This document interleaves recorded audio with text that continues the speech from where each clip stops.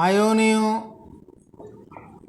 ও সমযোজী বন্ধন। দেখো, কোনো যখন অণু গঠিত হয়, মৌল বা যৌগের অণু যখন গঠিত হয়, সেখানে কি হয়, একাধিক পরমাণুযুক্ত মৌলের অণু, একাধিক পরমাণুযুক্ত মৌলের অণু যুক্ত থাকে। তো সেই আবার যখন যৌগের অণু গঠিত হয় তখন ভিন্ন মৌলের পরমাণু যুক্ত থাকে, এবং সেই যুক্ত থাকাটা এমন থাকে যে ওদেরকে সহজে আলাদাও করা যায় না। যেমন অক্সিজেন অণু আকারে ঘুরে বেড়াচ্ছে, অক্সিজেন দুটি পরমাণুকে আমরা আলাদা করতে পারি না। তার অক্সিজেনের দুটি পরমাণুর মধ্যে একটা বন্ধন আছে, একটা আকর্ষণ আছে, যে আকর্ষণ বলে ও দুটোকে ধরে রেখেছে। আবার সোডিয়াম ক্লোরাইড, সোডিয়াম আর ক্লোরিন পরমাণু, সোডিয়াম একটা ধাতব মৌলের পরমাণু, ক্লোরিন একটি অধাতব মৌলের পরমাণু, তারাও কি করছে, পরস্পরের সঙ্গে যুক্ত আছে, একটা আকর্ষণ বলে যুক্ত আছে। এই আকর্ষণ বলটা বিভিন্ন মৌল বা বিভিন্ন যৌগের ক্ষেত্রে বিভিন্ন রকম হয়। তড়িৎযোজী যৌগ যেগুলো, তাদের ক্ষেত্রে আকর্ষণটা একটু জোরালো হয়।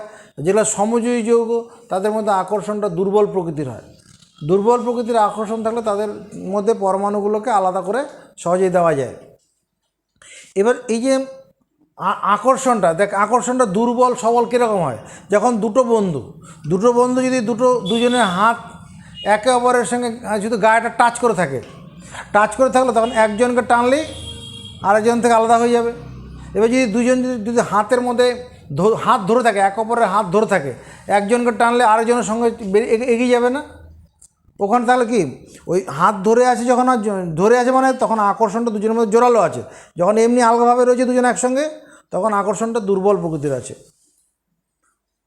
আবার যদি কি হয়,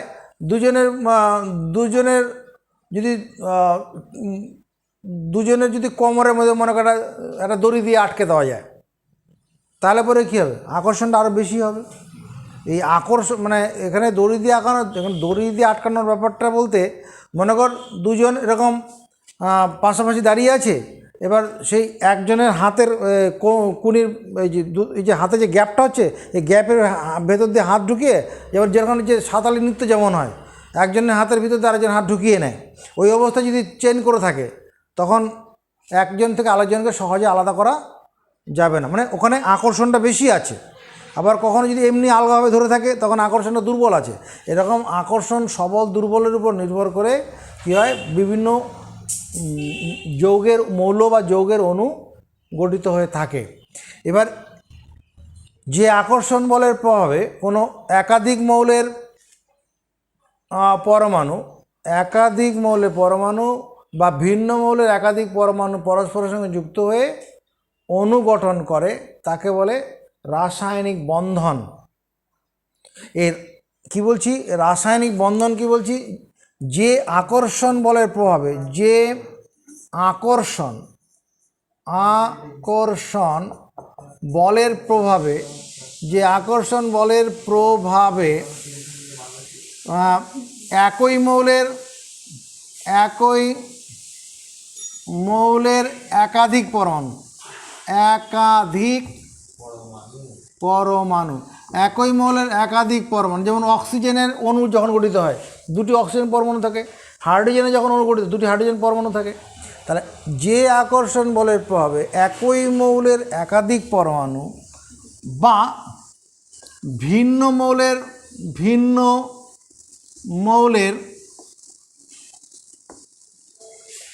একাধিক পরমাণু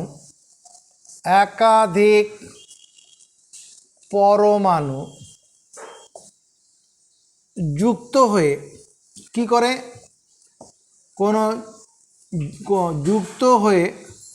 কোনো যৌগমূলক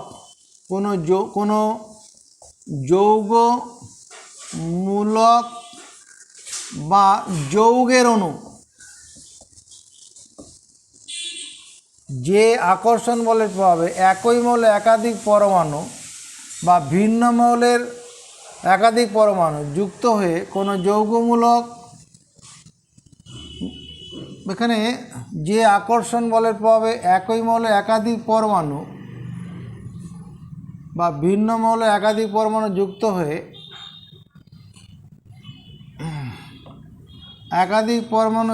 হয়ে কি করে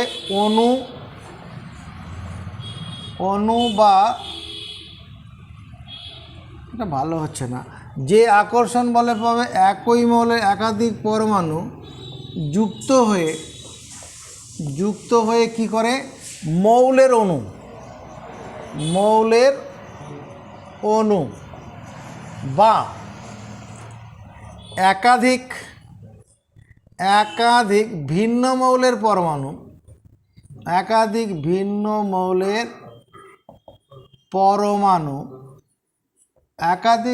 মৌলের পরমাণু পরস্পর যুক্ত হয়ে কি করে কোনো যৌগমূলক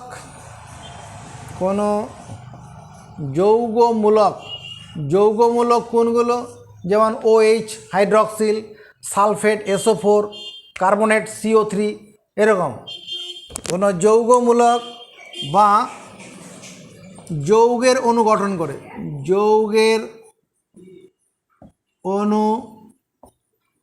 গঠন করে তাকে বলে কি রাসায়নিক বন্ধন। মুখস্থ করব, যে আকর্ষণ বলের প্রভাবে কি হবে একই মৌলের একাধিক পরমাণু, যেমন ধরো এটা কি জিনিস আমি যেটা দেখাচ্ছি, এটা মনে করো তোমার অক্সিজেন মৌলের পরমাণু, অক্সিজেন মৌলের এটা পরমাণু।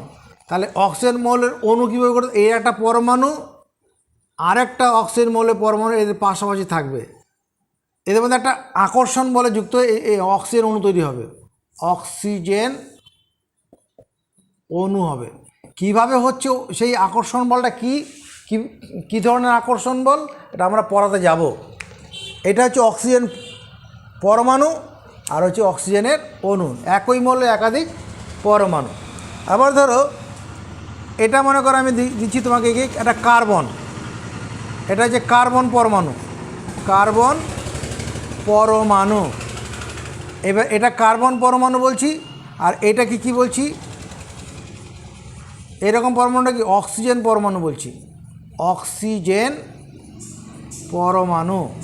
তাহলে এখানে তখন কী হয়, যখন কার্বন ডাই অক্সাইড হয়, এই দিকে তাকা, এটা হচ্ছে কার্বন পরমাণু আর এটি যে অক্সিজেন পরমাণু, এই একটা অক্সিজেন পরমাণু, এই আর একটা অক্সিজেন পরমাণু, এটা কি হলো CO2 অণু, কার্বন ডাই অক্সাইডের অণু। আবার দেখো সোডিয়াম, মনে করো এটা হচ্ছে সোডিয়াম পরমাণু, Na পরমাণু। আবার ক্লোরিন পরমাণুটা দেখতে ধরো এইরকম আছে, এটা যে ক্লোরিন পরমাণু, এরা যখন যুক্ত হবে এদের মধ্যে একটা আকর্ষণ বল দ্বারা যুক্ত হয়, এটা আর এটা হচ্ছে NaCl অণু। এবার কীরকম আকর্ষণ বল দ্বারা যুক্ত হয়ে যৌগ বা মৌলের অণু গঠিত হয় বা যৌগমূলক গঠিত হয়, সেটা বুঝতে গেলে আমাকে কী করতে হবে, পরমাণুর গঠনটা একটু বুঝতে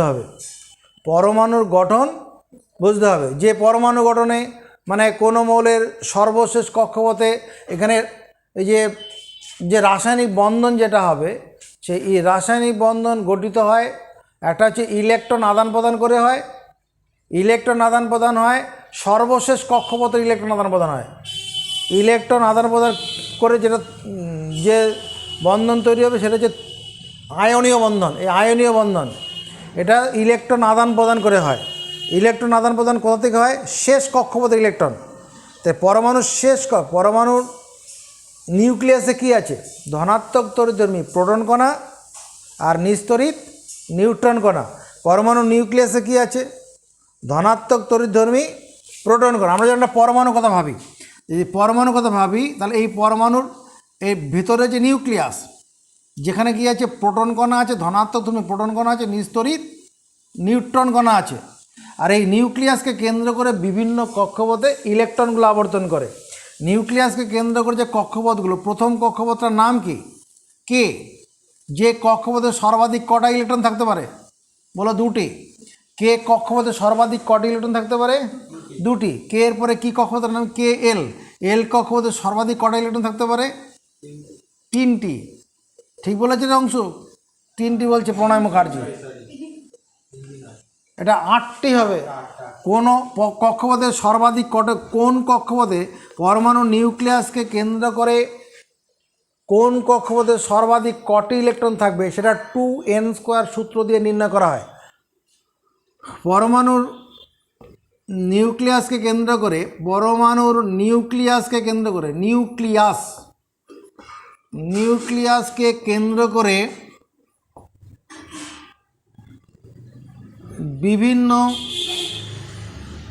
বৃত্তাকার কক্ষপথে কি করে? ইলেকট্রন আবর্তন করে। ইলেকট্রন আবর্তন করে চলছে, অবিরাম চলছে। নিউক্লিয়াস থেকে দূরত্ব অনুসারে কক্ষপথগুলোর নাম কি? দূরত্ব অনুসারে কক্ষপথগুলি হলো কি নাম কি? কে, এল, এম, এন, ও, পি, কিউ এরকম আছে। কোন কক্ষপথে কটি ইলেকট্রন থাকবে সেটা 2n² সূত্র দিয়ে নির্ণয় হয়। কোন কক্ষপথে কটি সর্বাধিক কটি বা কয়টি ইলেকট্রন থাকবে, ইলেকট্রন মানে ইলেকট্রন থাকবে, তা 2n² সূত্র দিয়ে বের করা যায় বা বের করা হয়। এন হচ্ছে কি? এন হলো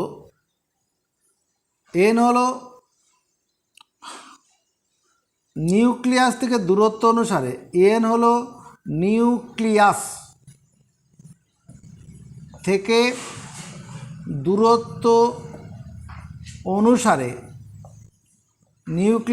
দূরত্ব অনুসারে কক্ষপথের ক্রমিক সংখ্যা। তার মানে এন এর মান 1 মানে কি? নিউক্লিয়াস থেকে দূরত্ব অনুসারে প্রথম কক্ষপথ। এন এর মান 2 যদি হয়, নিউক্লিয়াস থেকে দূরত্ব অনুসারে দ্বিতীয় কক্ষপথ কে এল। এন এর মান 3 মানে কি? নিউক্লিয়াস থেকে দূরত্ব অনুসারে 3 নম্বর কক্ষপথের কথা বলছি। তাহলে প্রথম কক্ষপথে সর্বাধিক কটা ইলেকট্রন থাকবে? এই যে কোন কক্ষে সর্বাধিক কয়টি ইলেকট্রন থাকবে তা 2n² সূত্র দিয়ে বের হবে। তাহলে এখানে এন হলো নিউক্লিয়াস থেকে দূরত্ব অনুসারে কক্ষপথের ক্রমিক সংখ্যা। তাহলে এন এর মান 1 মানে কে কক্ষপথে কটা ইলেকট্রন থাকবে? 2 × 1² মানে 2টি। আমার দিকে তাকাবে না, এখানে তাকা। এন এর মান যদি 1 বসাই তার মানে কি হচ্ছে? 2 × 1 তার মানে 2 হচ্ছে।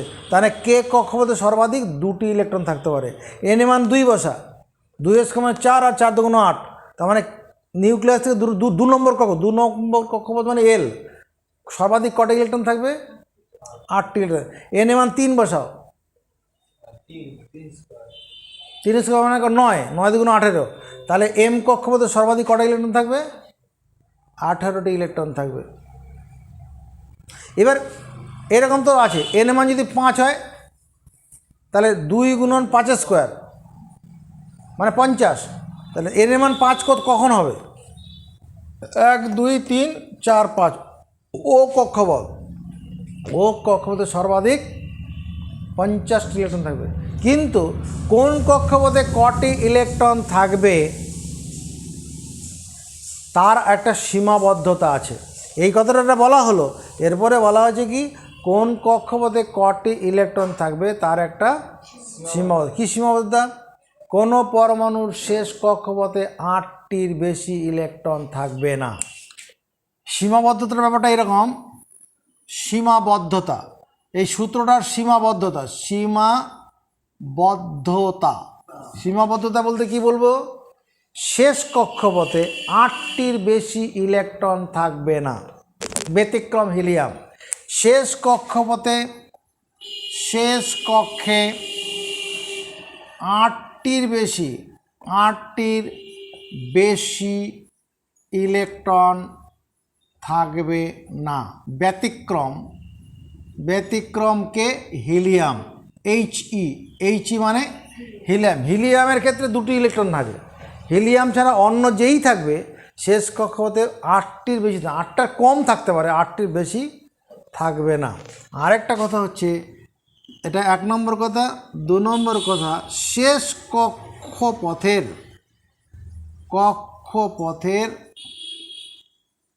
ঠিক পূর্বের কক্ষে 8টির বেশি ইলেকট্রন থাকবে না। 8টির বেশি ইলেকট্রন থাকবে না, এটা ব্যতিক্রম। শেষ কক্ষপথের আগের কক্ষপথে 8টির বেশি ইলেকট্রন থাকবে না, আর শেষ কক্ষপথে সর্বাধিক 8টি ইলেকট্রন থাকতে পারে। চলো একটু খাওয়া তোলো, সবাই দেখতে পায় ওগুলো।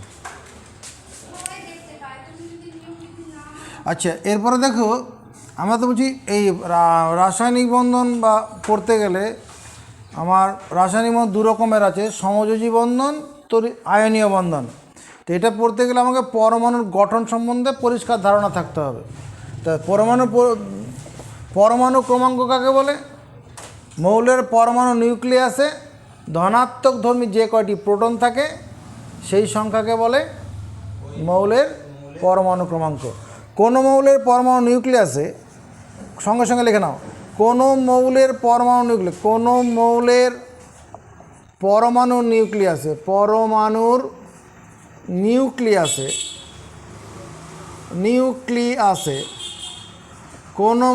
পরমাণু নিউক্লিয়াসে ধনাত্মক ধর্মী যে কয়টি প্রোটন থাকে, ধনাত্মক ধর্মী যে কয়টি প্রোটন থাকে, যে কয়টি প্রোটন কণা থাকে, প্রোটন পরে ফলা ওকার ট দন্তন্য, প্রোটন কণা থাকে, প্রোটন কণা ক মূর্ধন্য আকার, প্রোটন কণা থাকে, সেই সংখ্যাকে কি বলে? সেই সংখ্যাকে বলে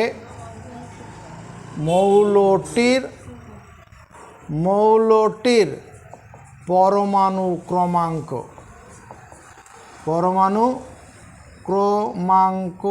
বা পারমাণবিক সংখ্যা। সাধারণ অবস্থায় পরমাণু নিস্তরিত। সাধারণ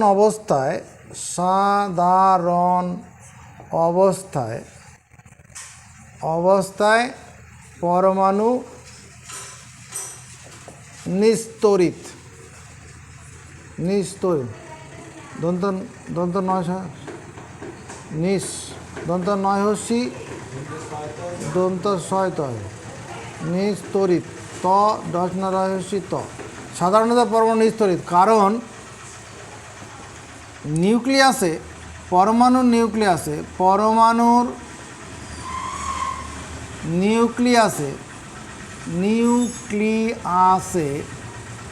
ধনাত্মক ধর্মী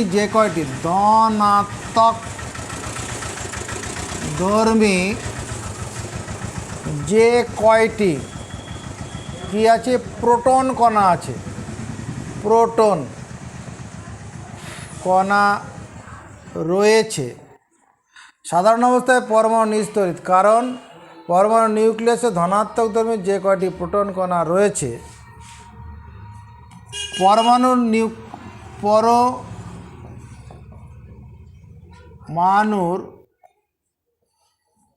পরমাণুর নিউক্লিয়াসকে কেন্দ্র করে নিউক্লিয়াসকে কেন্দ্র করে বিভিন্ন কক্ষপথে বিভিন্ন কক্ষে ঠিক সেই কয়টি ঋণাত্মক তড়িৎধর্মী ঋণাত্মক মধ্যাহ্ন এটা ঋণাত্মক তড়িৎধর্মী কি আছে ইলেকট্রন কণা আছে ইলেকট্রন কণা ক মধ্যাহ্ন আকার আছে। সাধারণ অবস্থায় পরমাণু নিস্তরিত, কারণ পরমাণু নিউক্লিয়াসে ধনাত্মক ধর্মের যে কয়টি প্রোটন কণা আছে, প্রোটন কণা ক মধ্যাহ্ন আকার কণা রয়েছে পরমাণু নিউক্লিয়াসকে কেন্দ্র করে বিভিন্ন কক্ষে ঠিক সেই কয়টি ঋণাত্মক ধর্মী ইলেকট্রন কণা আছে। এবার তাকাও, এটা মুখস্থ করব।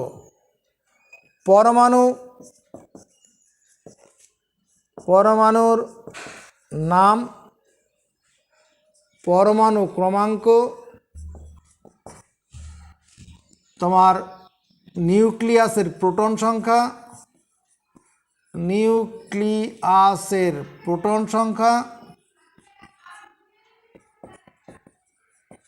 কক্ষপথের ইলেকট্রন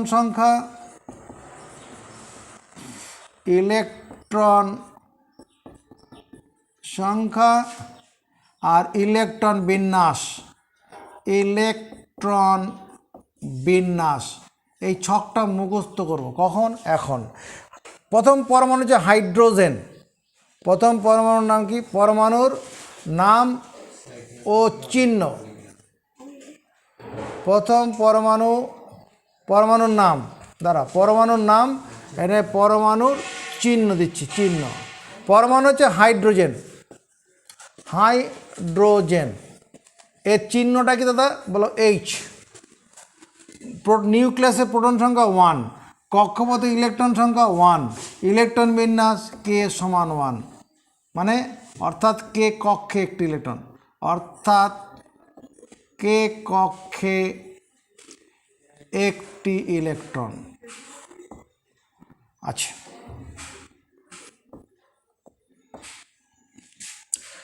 এরপরে হিলিয়াম, HE, হিলিয়াম, যার পরমাণুর চিহ্ন হচ্ছে HE। প্রোটন সংখ্যা নিউক্লিয়াসের 2, কক্ষপথ ইলেকট্রন সংখ্যাও 2 হবে। যতগুলো প্রোটন ততগুলো ইলেকট্রন। ইলেকট্রন বিন্যাস কে সমান 2। কে সমান 2 মানে কে কক্ষে 2 ইলেকট্রন আছে। হিলিয়ামের পরে কার্বনের কথা ভাবো। কার্বন আমার যে কটা লাগবে সেগুলোর দিকে নজর দিচ্ছি। কার্বনের চিহ্ন হচ্ছে C। নিউক্লিয়াসে প্রোটন সংখ্যা কত? 6, ইলেকট্রন সংখ্যা 6, ইলেকট্রন বিন্যাস কে কক্ষে 2, এল কক্ষপথে 4টি। কে কক্ষে সর্বাধিক 2টি থাকতে পারবে, তারপরে এল কক্ষপথে 4টি চলে যাবে। কার্বন। নাইট্রোজেন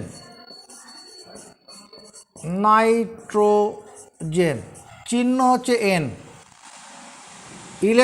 প্রোটন সংখ্যা হচ্ছে 7, ইলেকট্রন সংখ্যা 7, ইলেকট্রন বিন্যাস কত হবে? কে সমান 2, এল সমান 5, অর্থাৎ কে কক্ষে 2টি, এল কক্ষে 8টি।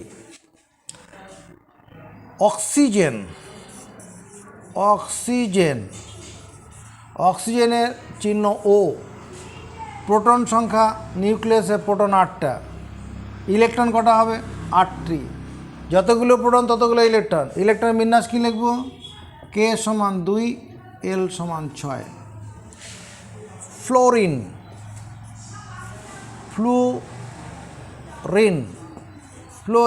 F। নিউক্লিয়াসের প্রোটন সংখ্যা 9, কক্ষপথে ইলেকট্রন সংখ্যা 9, ইলেকট্রন বিন্যাস কে সমান 2, এল সমান 7।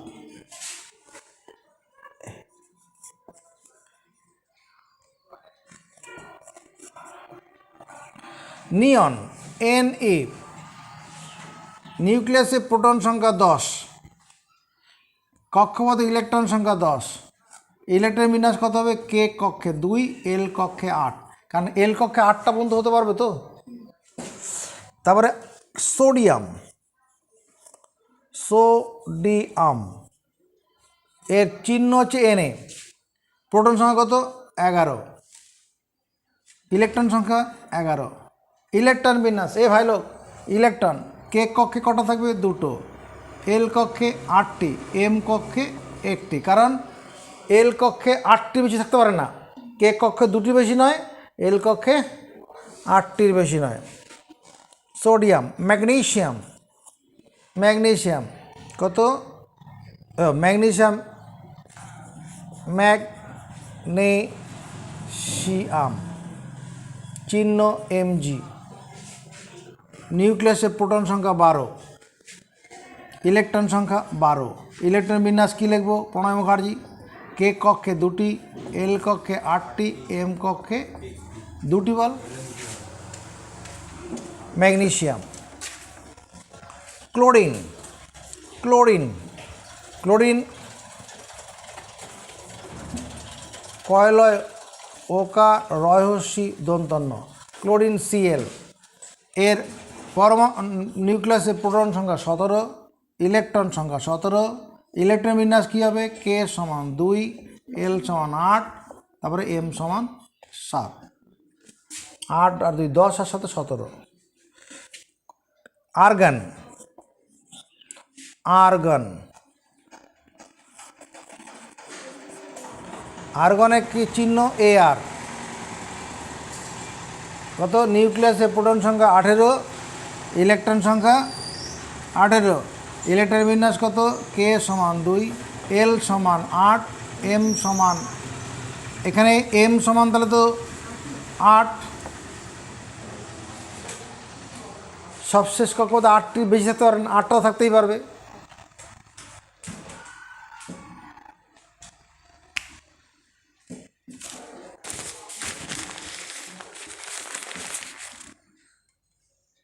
হয়ে গেছে, আরো কটা লিখতে হবে।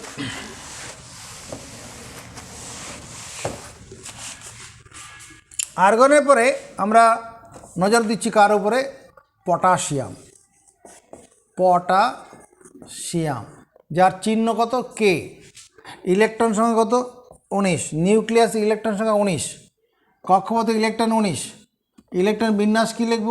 কে কক্ষে 2টি, এল কক্ষে 8টি, এম কক্ষে 8টি, এন কক্ষে 1টি, 8 আর 16 আর 2 19, আর একে 8 আর 16, 16 2 18, 19।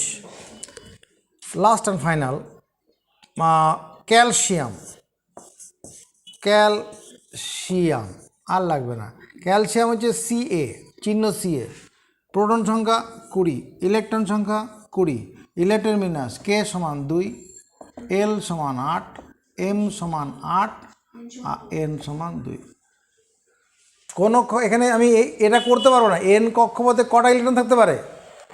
18টি, এন কক্ষপথে না, কেতে 2টো, এলে 8টি, এম কক্ষপথে 18টি, হওয়ার কথা তো, কিন্তু করা যাবে না। কোনো কক্ষপথে শেষ কক্ষপথে 8টির বেশি থাকবে না, আর 8টির আগের শেষ কক্ষপথের আগের কক্ষে 8টির বেশি থাকবে, 8টা পর্যন্ত থাকতে পারে, শেষ কক্ষপথের আগের কক্ষপথে 8টি পর্যন্ত ইলেকট্রন থাকতে পারে। শেষের আগেরটাকে 8 দিয়ে দিলাম, পরে শেষে 2 থাকলো, এই হচ্ছে ব্যাপার। এইটুকুন করার পরে এবার আমরা পরমাণুর গঠনগুলো একটু দেখে নেব।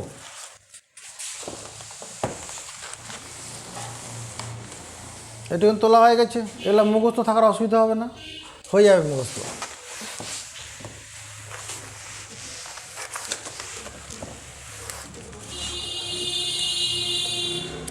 এটা যে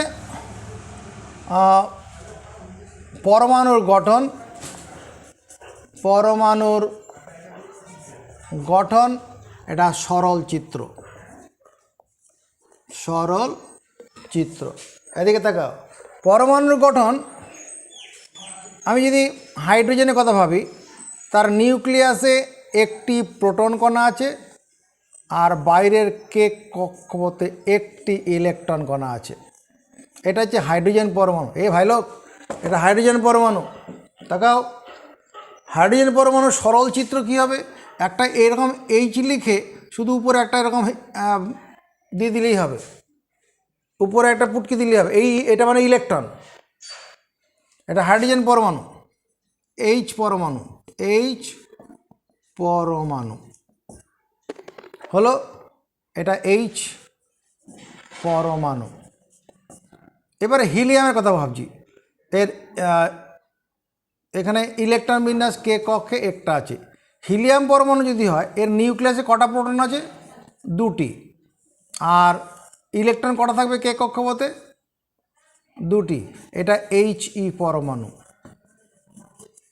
এইচই পরমাণু। এর ইলেকট্রন বিন্যাস কে কক্ষে দুটি। আর সরল চিত্র কী হবে? এরকম একটা এইচই লিখব, উপরে একটা ইলেকট্রন, নিচে একটা ইলেকট্রন দেব। এটা হচ্ছে এইচই পরমাণু। এই উপরের এই বিন্দুগুলো কি? ইলেকট্রন বোঝাচ্ছে। এটা এইচই পরমাণু। এখানে ইলেকট্রন বিন্যাস কে সমান 2, কে কক্ষে দুটি। আচ্ছা, এরপরে আমি কার্বনের কথা ভাবি। কার্বনের নিউক্লিয়াসে 6টা প্রোটন কণা আছে, তাহলে কক্ষপথ দুটো থাকবে। কার্বনের দুটো কক্ষপথ, কে কক্ষপথে কটা ইলেকট্রন? দুটো।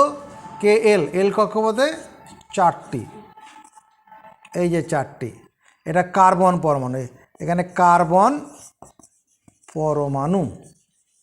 এই কার্বন পরমাণু ক্ষেত্রে ইলেকট্রন বিন্যাস কে কক্ষে দুটি, এল কক্ষে 4টি।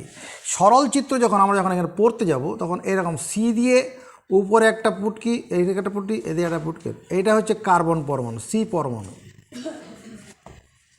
সি পরমাণু বলে এটা পড়বো আমরা যখন আজকে রাসায়নিক বন্ধন পড়তে চলে যাবো এর পরের দিন।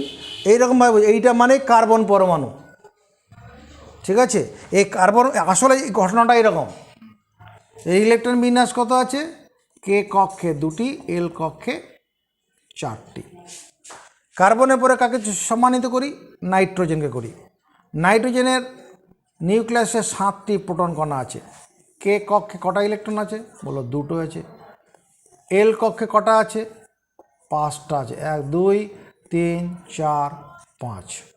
এটা হচ্ছে এন পরমাণু। এর মানে নাইট্রোজেন পরমাণু। এর মানে না, কে কক্ষে দুটি, এল কক্ষে 5টি। তাহলে এখানে যখন নাইট্রোজেন পড়বো, এরকম এন দিয়ে তোমার একদিকে তিনটি পুটকি দেবো, একদিকে, আর উপরে একটা, নিচে একটা। মানে বাইরের কক্ষপথে ইলেকট্রনটা শুধু দেখাবো, বাইরের কক্ষপথটা ইলেকট্রনটা দেখিয়ে এটা সরল চিত্র হয়। এটা হচ্ছে এন পরমাণু, নাইট্রোজেন পরমাণু, এন পরমাণু। বাইরের কক্ষপথে ইলেকট্রন দিয়ে এর সরল চিত্র তৈরি হয়। এবার হচ্ছে ফ্লোরিন। ফ্লোরিনের ক্ষেত্রে এর নিউক্লিয়াসে প্রোটন কটা আছে? বলো, 9টা প্রোটন কণা আছে। অক্সিজেন দেখানো হয়নি তো, অক্সিজেনটা হয়ে যাক। অক্সিজেনের নিউক্লিয়াসে 8টি প্রোটন আছে। ইলেকট্রন সংখ্যা কে কক্ষে দুটি, এল কক্ষে কটা? 6টা। 1 2 3 4 5 6। এটা অক্সিজেন পরমাণু। অক্সিজেন পরমাণু। ইলেকট্রন বিন্যাস কে কক্ষে দুটি, এল কক্ষে 6টি। তাহলে এখানে অক্সিজেন পরমাণু যখন করবো এইরকম, এই ও দিয়ে উপরে দুটো, নিচে দুটো, আর দুপাশে একটা একটা করে। এটা হচ্ছে ও পরমাণু। ও মানে অক্সিজেন। এটা সরল চিত্র হলো।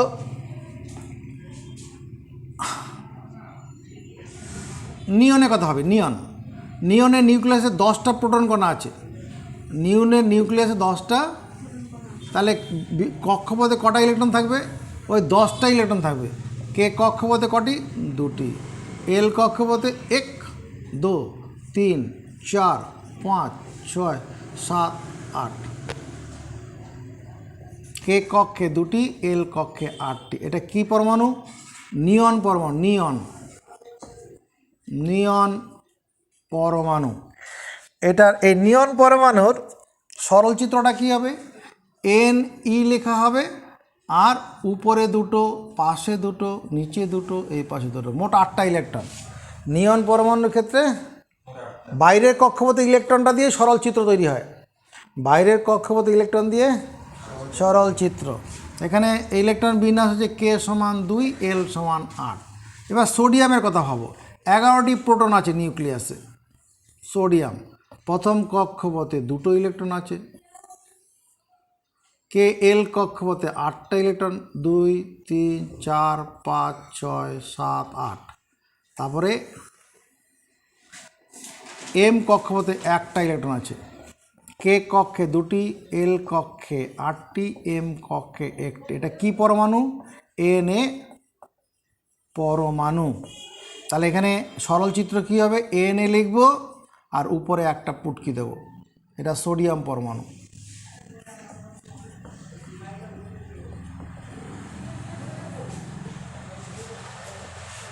বোঝা গেছে? এবার ম্যাগনেসিয়াম পরমাণু সরল সহজভাবে কী দেখাবো? ম্যাগনেসিয়ামের পরমাণু ক্রমাঙ্ক 12, তাহলে বাইরে কটা ইলেকট্রন হবে? 2টো, 2, 8, 2। তার সরল চিত্র কী হবে ম্যাগনেসিয়ামের ক্ষেত্রে? ম্যাগনেসিয়ামের ক্ষেত্রে এরকম লিখব, Mg লিখে উপরে একটা, নিচে একটা। কারণ এর ইলেকট্রন বিন্যাস কী আছে? K সমান 2, L সমান 8, M সমান 2। শেষ কক্ষ পদ্ধতিতে বোঝাবো, আর কিছু বলবো না। এটা মানে এইরকম জিনিসটা হবে। ধারণা পাওয়া যাচ্ছে? খাতা তোলা হয়ে গেছে?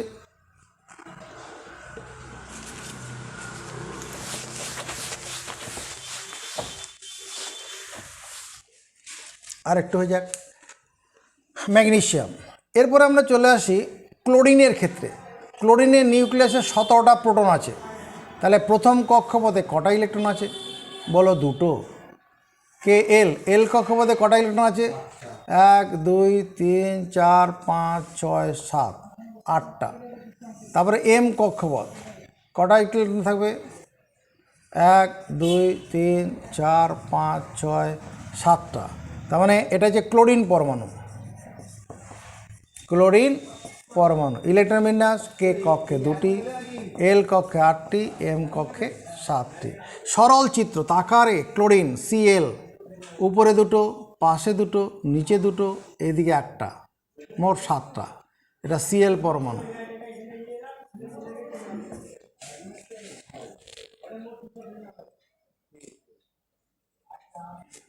আর্গন, আর্গনের পরমাণু ক্রমাঙ্ক 18। আর্গনের পরমাণু ক্রমাঙ্ক 18। প্রথম কক্ষপথকে 2টো ইলেকট্রন আছে, দ্বিতীয় কক্ষপথে 1, 2, 3, 4, 5, 6, 7, 8টা ইলেকট্রন। M কক্ষপথে কটা? 1, 2, 3, 4, 5, 6, 7, 8। এটা হচ্ছে আর্গন পরমাণু। আর্গন পরমাণু ইলেকট্রন বিন্যাস K কক্ষে 2টি, L কক্ষে 8টি, M কক্ষে 8টি। আর সরল চিত্র কী হবে? আর লিখব, উপরে 2টো, পাশে 2টো, নিচে 2টো, এ পাশে 2টো। পটাশিয়ামের ক্ষেত্রে কী করবো রে? পটাশিয়াম, পটাশিয়াম পটাশিয়ামের ক্ষেত্রে এই প্রথমে 19, প্রোটন সংখ্যা 19। প্রথম কক্ষপথে 2টো, L কক্ষপথে 3, 4, 5, 6, 7, 8। Kl M কক্ষপথে 1, 2, 3, 4, 5, 6, 7, 8। N কক্ষপথে 1টি। তাহলে ইলেকট্রন বিন্যাস K সমান 2, M সমান 8, N সমান 8, Kl হতে L, M 8, N সমান 1। আর সরল চিত্র কখন কি করব? এই K লিখে মাথায় একটা পুটকি, এটা পটাশিয়াম।